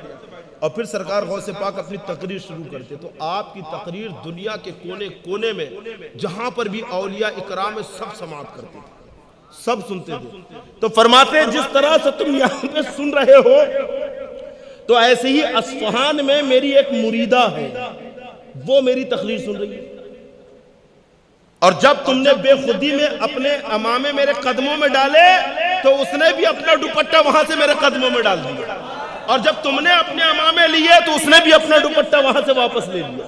کہاں اصفہان، کہاں بغداد، لیکن نگاہ غوثیت نے ایک خاتون کو اتنے اونچے مقام پہ پہنچا دیا کہ خود غوث پاک کی شان کا عالم کیا ہوگا۔ اور جب شان غوث اعظم یہ ہے تو مصطفیٰ جان رحمت کی عظمت کا عالم کیا ہوگا کہ جن کی بارگاہ سے غوث پاک کو یہ مقام ملا ہے۔ ارے قسم خدا کی، غوث پاک کے تذکرے، یہ تو ہمارا نصیب ہے کہ آج ہم جمع ہو کر غوث پاک کا نام لے رہے ہیں، آپ کو یاد کر رکھے ہیں، یہ بھی ہماری قسمت ہے۔ ارے ہم غوث پاک کے غلاموں میں ہیں، یہ قسمت نہیں ہے۔ اعلیٰ حضرت فرماتے میری قسمت کی قسم کھائیں سگانے بغداد، ہند میں ہوں بھی تو دیتا رہوں پہرا تیرا۔ یہ ہماری قسمت ہے کہ غوث پاک کی غلامی کا دم بھر رہے ہیں، اور اسے بالکل آپ اپنے دل و دماغ میں، جگر میں سما کے رکھیں کہ غوث پاک کی محبت سرمایہ نجات ہے، نجات کا ذریعہ ہے، اور آنے والی نسلوں کو بھی یہ سبق پڑھائیں، یہ درس دیں گے کہ نہیں انشاءاللہ؟ ارے آپ بھی چاہتے ہیں نا کہ آپ کی آنے والی نسل سنی سویل عقیدہ ہو، مسلک اعلیٰ حضرت پر قائم رہے، سب چاہتے ہیں نا؟ تو اس کا طریقہ یہی ہے کہ ابھی سے بچوں کے دلوں میں عشق رسول پیدا کرو، اولیاء کرام کی محبت پیدا کرو، بزرگوں کی محبت پیدا کرو، کیونکہ عشق ہے نا، یہی تو نجات کا ذریعہ ہے۔ عشق جو ہے نا ہر کسی کو نہیں ملتا ہے، یہ وہ نغمہ ہے جو ہر ساز پہ گایا نہیں جاتا۔ محبت کو سمجھنا ہے تو ناسے محبت کر، یہ وہ نغمہ ہے جو ہر ساز پہ گایا نہیں جاتا۔ محبت مل جائے ہر کسی کو، ہے نا؟ ہاں یہ ہے کہ بھائی عشق میں کوئی آگے ہوتا ہے، کوئی پیچھے ہوتا ہے، عشق میں کسی کا عشق زیادہ ہوتا ہے، کسی کا کم ہوتا ہے۔ ہم بھی عاشق غوث اعظم، ہم بھی عاشق رسول، ہم بھی عاشق اولیاء، علماء بھی عاشق اولیاء، سب کا عشق ایک جیسا نہیں ہے، عشق کے پیمانے الگ ہیں، عشق کی معیار اور مقدار الگ ہے، کسی کا عشق جوشیلا، کسی کا عشق زیادہ، کسی کا عشق کم، ہے نا؟ اور کوئی تو عشق میں اتنا آگے نکل گیا، عشق میں اتنا آگے نکل گیا کہ دنیا نے جب اسے دیکھا تو کہا یہ عاشق نہیں ہے، عشق ہے۔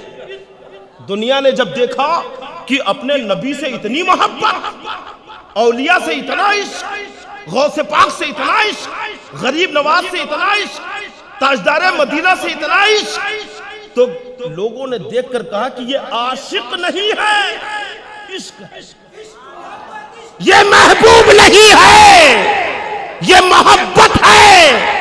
جب لوگوں نے محبت دیکھا، عشق دیکھا، تو عاشق اور محبوب نہ کہا، ذات کو ہی عشق اور محبت بنا دیا، اور پوری دنیا میں گونج کر اعلان کر دیا، عشق محبت، عشق محبت، اعلیٰ حضرت، اعلیٰ حضرت، اعلیٰ حضرت عاشق کا نام رکھی ہے، عشق نبی کا نام ہے، اعلیٰ حضرت محبوب کا نام رکھی ہے، نبی کی محبت کا نام ہے۔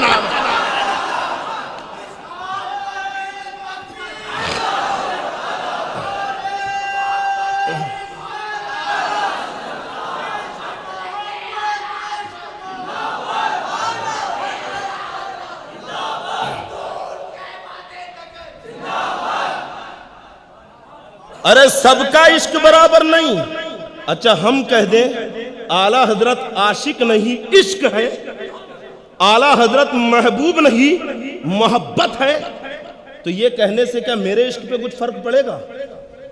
آپ کے عشق میں کوئی کمی آئے گی؟ آپ کے عشق میں کمی آئے گی؟ کسی کے عاشق ہونے سے کیا انکار ہو رہا ہے؟ بلکہ پیغام یہی تو جا رہا ہے کہ تم بھی ایسا عشق کرو، تم بھی ایسی محبت کرو۔ تو یہ کہنا کہ کیا تم عاشق نہیں ہو، اعلیٰ حضرت ہی ہے، تم محبوب نہیں ہو، اعلیٰ حضرت ہی ہے، یہ جملے ہی بیکار ہیں۔ بلکہ ہمارا نعرہ پوری دنیا میں ایسا پیغام دے رہا ہے کہ جیسا عشق احمد رضا نے کیا ہے تم بھی ویسا عشق کرو، جیسی محبت اعلیٰ حضرت نے کی ہے تم بھی ایسی محبت کرو کہ دنیا تمہیں بھی دیکھ کر عاشق نہ کہے، عشق کہہ دے۔ تمہارے لیے بھی عشق و محبت کے نعرے لگ جائیں، ہے نا؟ لیکن بات ایسی ہے، معاملہ ایسا ہے کہ بستی میں ایک کانا ہے اور ایک دن چڑ میں آ کر دعا کر رہا ہے یا اللہ پوری بستی کو کانا کر دے، تو ایک بزرگ کا گزر ہوا، بھائی تو ایسا کیوں کہہ رہا ہے کہ سب کو کانا کر دے؟ کہا حضرت کیا بتاؤں، سب مجھے کانا کانا چڑھاتے ہیں۔ تو کہتے ہیں کہ تو یہ بھی تو دعا کر سکتا ہے کہ یا اللہ مجھے اچھا کر دے، یہ بھی تو دعا کر سکتا ہے کہ مجھے اچھا کر دے۔ تو کسی کے عشق کا انکار کرنے سے بہتر یہ ہے کہ تم خود عشق کرو، تم بھی عاشق بنو۔ بات تو تب ہے، ارے تم بھی عاشق بنو۔ کسی کے عشق کا انکار کر کے کوئی تیر نہیں مار لو گے، کمال نہیں کر لو گے، بلکہ ہونا یہ چاہیے کہ تم بھی عاشق بنو، تم بھی قابل بنو، ہے نا؟ یعنی جلو مت، برابری کرو۔ ایک جملہ ہے نا، بڑا مشہور جملہ ہے، جلو مت۔ اعلیٰ حضرت تو اعلیٰ حضرت ہے، اور نگاہ غوثیت نے ایسا نوازا ہے قسم خدا کی میرے اعلیٰ حضرت کو، کہ ایک تنہا اعلیٰ حضرت کی ذات ہے، پوری دنیا بھر کے فتنے ہیں، ایک اعلیٰ حضرت ہے، اتنے فتنوں سے مقابلہ ہے نا، تنہا اعلیٰ حضرت ہے۔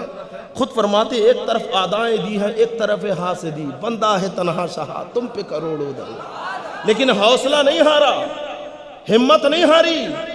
وہی اعلیٰ حضرت کی ذات ہے۔ اعتراض تاجدار بغداد پر ہوا، جواب اعلیٰ حضرت بریلی سے دے رہے ہیں۔ اعتراض غریب نواز کی چوکھٹ پہ ہوا، جواب اعلیٰ حضرت بریلی سے دے رہے ہیں۔ اعتراض مخدوم پاک کی کرامت پہ ہوا، جواب اعلیٰ حضرت دے رکھے ہیں۔ اعتراض محبوب پاک کی محبت پہ ہوا، جواب اعلیٰ حضرت دے رکھے ہیں۔ محبوب الہی پہ اعتراض ہو تو جواب اعلیٰ حضرت دے، قطب الدین بختیار کاکی پر اعتراض ہو تو جواب اعلیٰ حضرت دے، بزرگوں کی عظمت پر اعتراض ہو تو جواب اعلیٰ حضرت دے، صحابہ کی عفت پر جواب ہو تو اعتراض ہو تو جواب اعلیٰ حضرت دے، اہل بیت کی محبت پہ اعتراض ہو تو جواب اعلیٰ حضرت دے۔ جب سارے بزرگوں نے دیکھا کہ اس وقت دنیا میں یہی ایک ایسا شخص ہے اور یہی ایسی خانقاہ ہے اور یہی ایسی ذات ہے کہ جو ساری خانقاہوں کی طرف سے دفاع کر رہا ہے، تو پھر نگاہ غوثیت بریلی کی طرف اٹھی کہ احمد رضا تم لگے رہو، ہماری غوثیت تمہارے ساتھ ہے، ہماری محبت تمہارے ساتھ ہے۔ اجمیر سے غریب نواز کی کرامت نے پکار کے کہا احمد رضا دشمن سے مقابلہ کرتے رہو، ہماری اعانت تمہارے ساتھ ہے، ہماری پشت پناہی تمہارے ساتھ ہے۔ تو اب معاملہ یہ ہو گیا کہ بغداد سے فیضان بریلی پہ آ رہا ہے، اجمیر کا فیضان بریلی میں آ رہا ہے، کچوچا کا فیضان بریلی میں آ رہا ہے، مخدوم پاک کا فیضان بریلی میں آ رہا ہے، صابر کریل کا فیضان بریلی میں آ رہا ہے۔ جب اتنے فیضان اعلیٰ حضرت کو ملے تو سرکار اعلیٰ حضرت نے باطل کا وہ مقابلہ کیا ہے، باطل کو ایسا جواب دیا ہے کہ خود فرماتے ہیں وہ رضا کے نیزے کی مار ہے کہ عدو کے سینے میں غار ہے، کس چار جوئی کا بار ہے کہ یہ بار بار سے پار پار۔